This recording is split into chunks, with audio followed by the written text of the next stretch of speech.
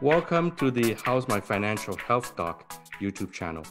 Today, I'm doing a mini series on human behavior and the behavior of investment.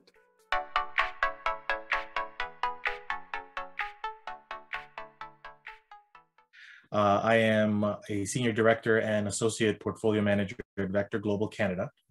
Vector Global is a portfolio manager. We're based in Toronto, but we are actually an American firm. We provide asset management to clients around the world. I myself am a former trader with one of the big banks in Canada, and I've been managing either individual or institutional assets for over 25 years. Oh, one that you mentioned before we did this podcast, checking your portfolio too often. My wife does that all the time. So I would buy a certain stock or I would buy a certain ETF, and 5 minutes later, she says, "Woo, I've lost money already." I'm like, "You're not supposed to look at it." That's not the idea. The idea is to buy and hold for, I don't know, X amount of time. And she always comes to me the moment we buy, says, "I already lost 50 cents." I'm like, "Who cares?" So that's something you see often. Oh, too often. And I mean, I can't blame clients for doing it. This is their money. And I'm always mindful of that. This isn't my money. I am simply someone who is helping them. And so I always have to respect the fact that this is their money. So if somebody wants to see their portfolio every day, that's their right. I don't think it's a particularly good idea to do so because you're going to drive yourself crazy checking your portfolio. You can check it every minute, every hour, every day. If you have a good plan, whether you've developed it yourself or you have a good advisor, stick to it, right? Until it's not time to stick to it, unless the paradigm changes. Like, for example, in March of 2020, markets move up and down minute by minute, day by day. There's many different factors that, push prices up or down. But if you have good investments, very likely these will bear out positively in the long term. If I buy Royal Bank stock today, where is it trading? When I took my notes down, I think it was $116, whatever it is today. And tomorrow it's $110. How does looking at it help me unless I plan on selling? Correct.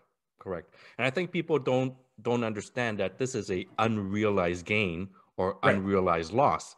You actually haven't lost or you actually haven't gained anything until you sell it. Right. In our industry, we call it crystallizing. So crystallizing gains or losses is when you actually execute the sell that exits you from that position.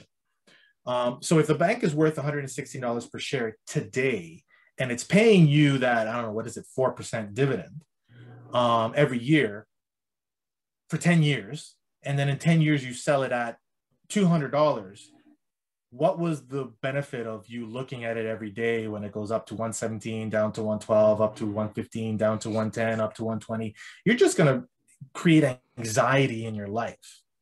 Now, that's different from being completely irresponsible and not watching and supervising your money properly. That's totally different. And I don't agree with that because that's how people can get into trouble. That's where dishonest advisors can take advantage of you. Yeah. But other than distracting you from what you should be paying attention to, it doesn't actually help you to track it, to micromanage your portfolio like that. Well, and so what clients should be paying attention to are the capabilities of their advisor, if they have one, whether the portfolio is sensible, whether it's prudent, whether it's effective, reevaluated on a regular basis, let's say yearly. Are you beating the index? Are you receiving income? And is it growing at that reasonable rate overall? So that evaluation is important, but obsessing on it daily, I don't think that's helpful. Right. Well, it's not only not helpful, it could be detrimental if we actually act on it. So if we see RBC at 116 and tomorrow we see it at 110 and I decide to sell, then I've crystallized my loss for no good reason. Right. Because the day after it goes back to 120 and now you've just hit yourself. And why did I sell at 110 when today is 120? So looking at it every day is not a good solution. But also I think what we need to remember is that even before we invest, and even before we decide to buy RBC, for example, we need to know what the strategy is and follow the strategy. That's the plan, right? Develop a good plan and stick to it. There's a difference, and I think people should be aware of this. There's a difference between trading and investing. Yes. They involve many of the similar functions of the financial industry, but they're not the same. Trading is very short-term in nature. It's not looking at fundamentals and long-term growth and all that. It really is, I want to buy today at $10, and if it hits $12, I'm out. Yeah. That's trading.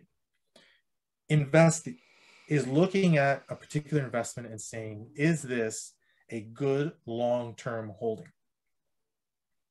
Will it give me what I need in the short term and in the long term?